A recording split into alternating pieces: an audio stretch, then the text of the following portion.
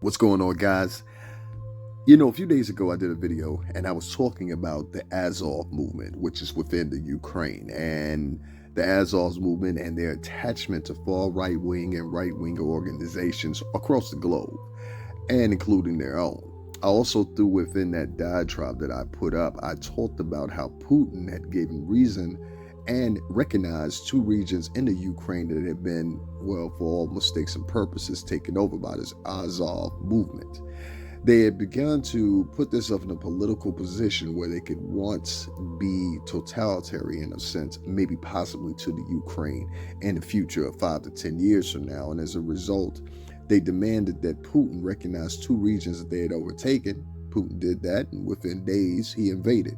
Many people didn't understand why the Azov movement and the recognition of these two areas would be prime to the decision of him invading the Ukraine. And then I did some investigation and I found out this Azov movement. I found out in 2014 they helped the Ukrainian government actually get rid of Russian separatists who, in many cases, many people will say had the same regard as white separatists.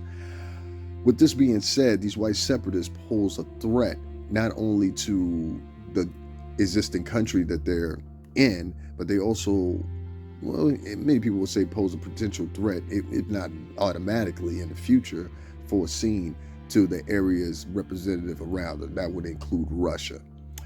One of the primary things that I stuck out about and why this battalion movement or whatever was so easy to infiltrate the Ukrainian government, to the point that the Ukrainian government actually gave them recognition. One of the easiest reasons why it was so easy for them to funnel their way into the Ukrainian government and Ukrainian parliament later on, or at least ambitions of it, but to be recognized by the military because of the pure simple fact that the Ukrainian military is small. I mentioned this in another video. They have a totality of somewhere around about 245,000 soldiers for the whole country. 245,000. Now, if you put that in comparison to the United States, USSR, or Russia, and many other countries, you will see there's a vast difference, being the United States, Russia, and India have the most soldiers out of all other armies. So then I bumped into this article right here, which really just put the icing on the cake. And this is today from MSNBC, and they're talking about the very same thing, the Azov movement. Fighting in Russia and the Ukraine sadly appeals to racist and far-right extremists. Counterterrorism officials are paying attention to the increased risk posed by volunteers from around the globe who are making their way to the Ukraine. They're making their way to the Ukraine because they're backing up Azov, which is one of their far-right-wing superior brothers, or whatever they want to say. I had to add that in. This article is by Cynthia Miller-Idris, MSNBC opinion columnist. Russia's February 24th invasion of the Ukraine prompted Ukrainian President Vladimir Zelensky to later call on all citizens of the world to join in the fight against the Russian army, to help defend peaceful coexistence, as they say. Thousands appear to be taking up the cause, including dozens of Americans and Canadians. Among the well-meaning citizens lining up to fight for the Ukraine are volunteers with links to white supremacists and far-right extremism. Once again, the Azov movement's partners or sympathizers. But among the well-meaning citizens lining up for the fight for the Ukraine are some global volunteers with links to white supremacists, far-right extremism, and in recent years, the neo-Nazi and white supremacist extremist foreign fighters have sought training and combat experience by joining ultranationalist defense militias in the Ukraine. A member of the U.S. neo-Nazi group, The Base, an ex-Marine, joined the Ukrainian war effort in 2020 before he was expelled from the country. Fractions of Ukrainian fighters have been linked to white supremacist or neo-Nazi movements over the past 8 years, including some members of the ultranationalist Azov Battalion, which fought against pro-Russian separatists in Ukraine in 2014 and eventually became a volunteer arm of the National Guard of the Ukraine.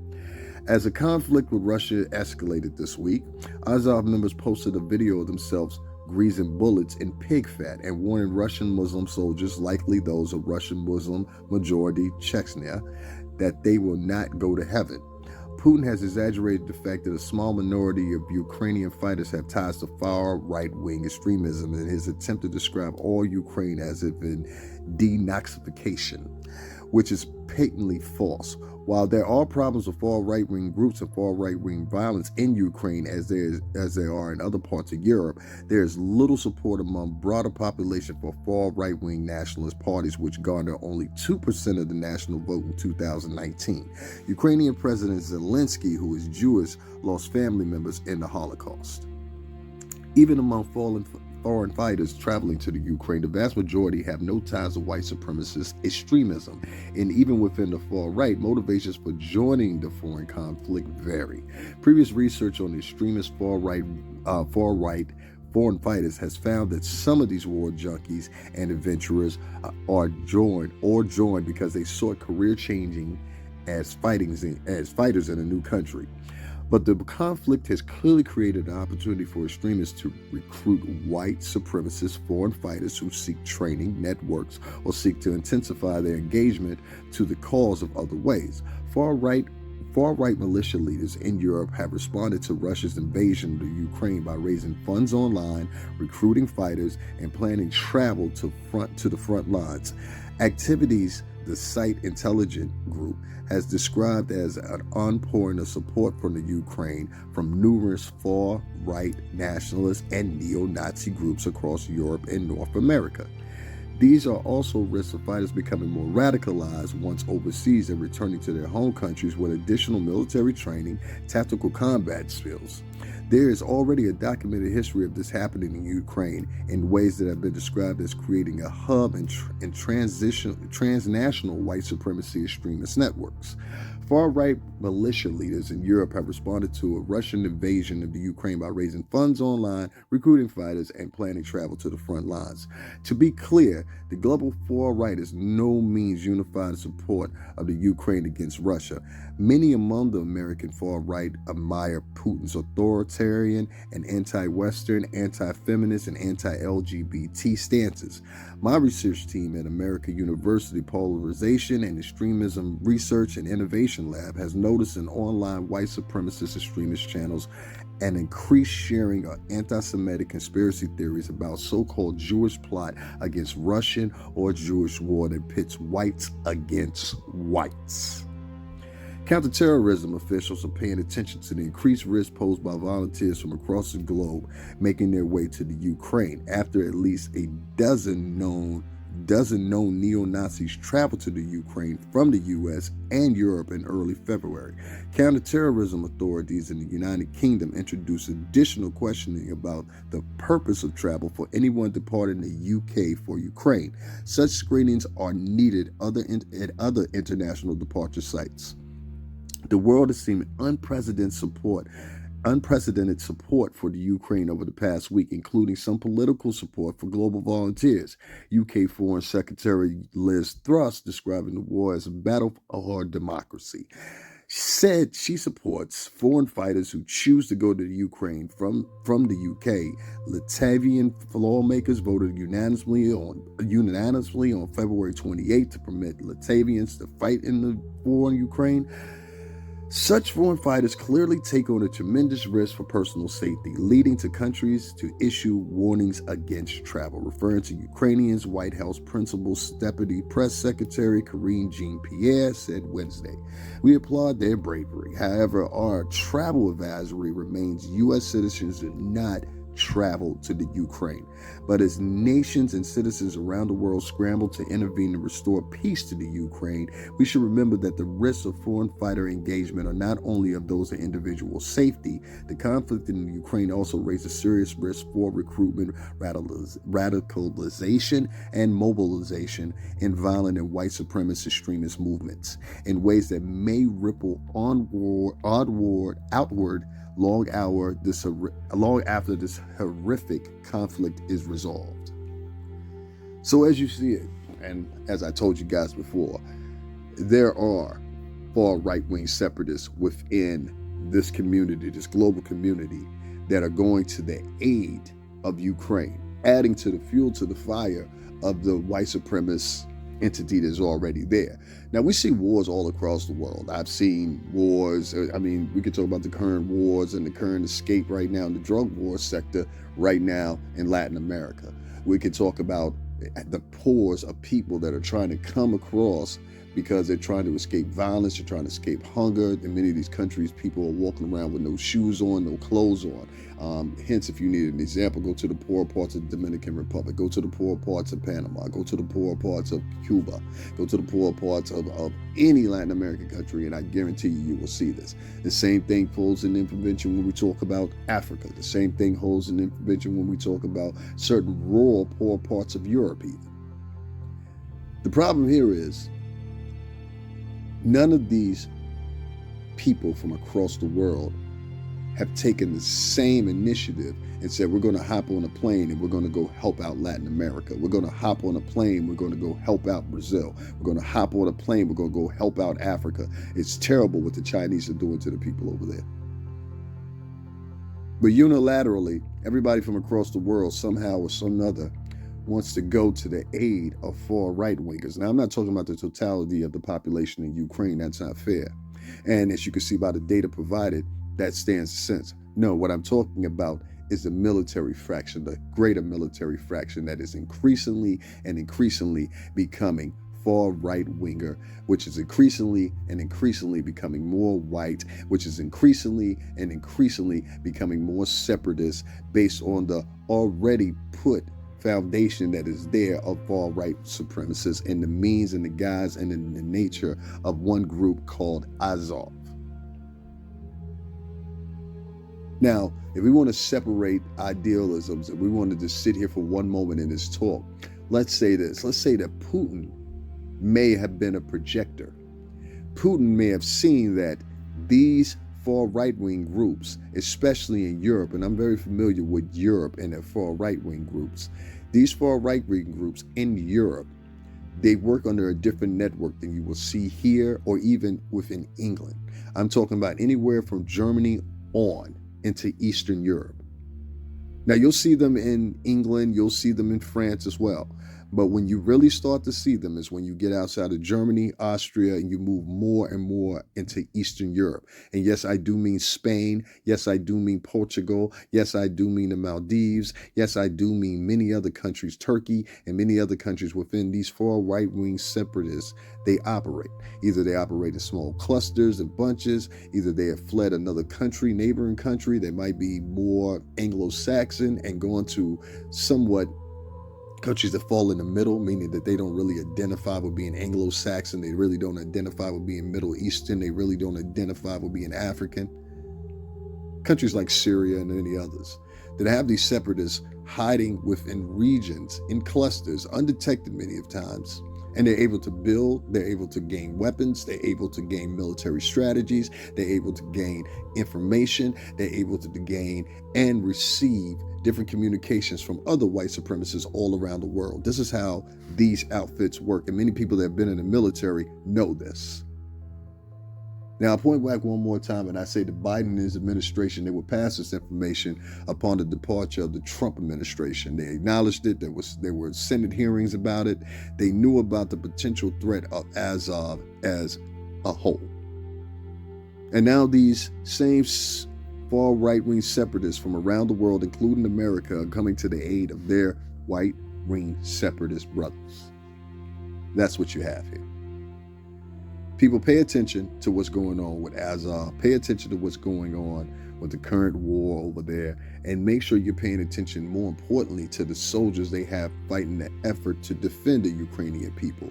Not to be mistaken with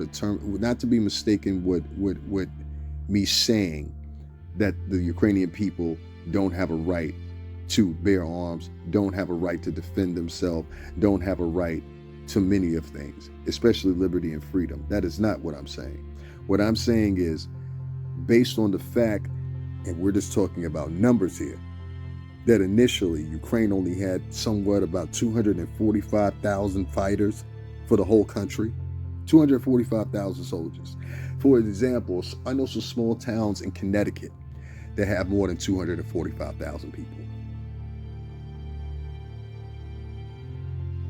Now you put that up against the army of Russia, whose their soldiers number in the millions. Mirrored to the United States, mirrored to India, mirrored to China.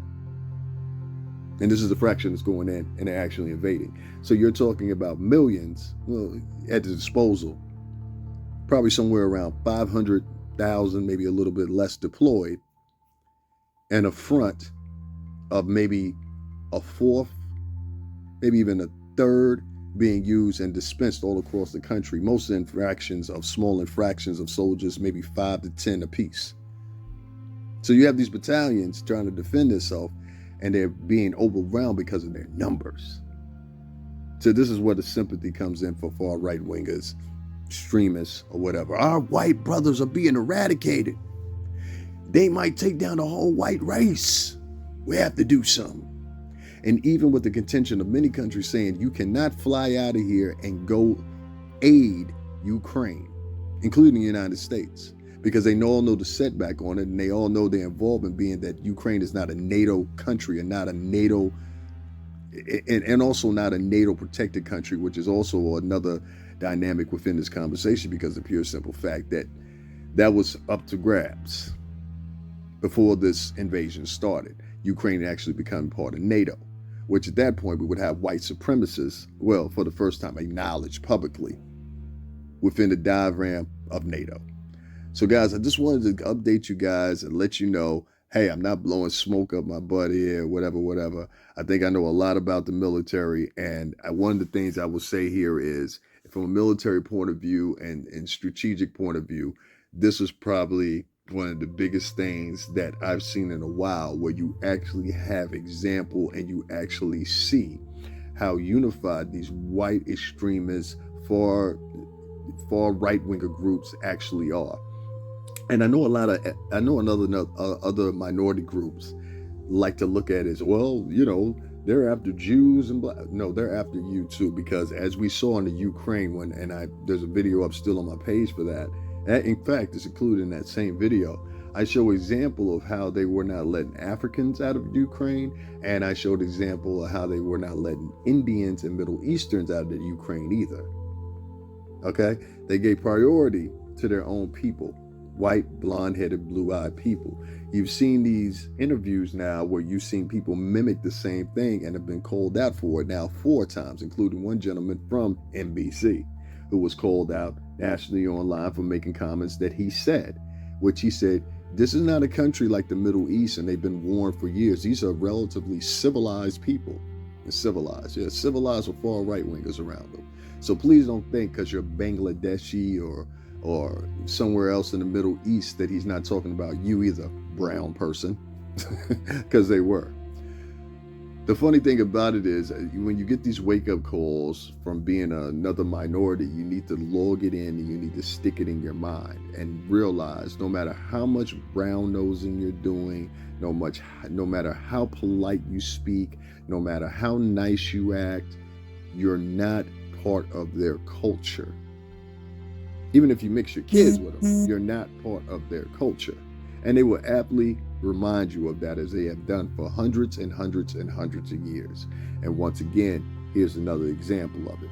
I wanted to add one other thing too, which I saw in another thing, and I'll talk about that a little bit more to aid into my conversation about the Ukraine not having very many soldiers and trying to reach out to the international community.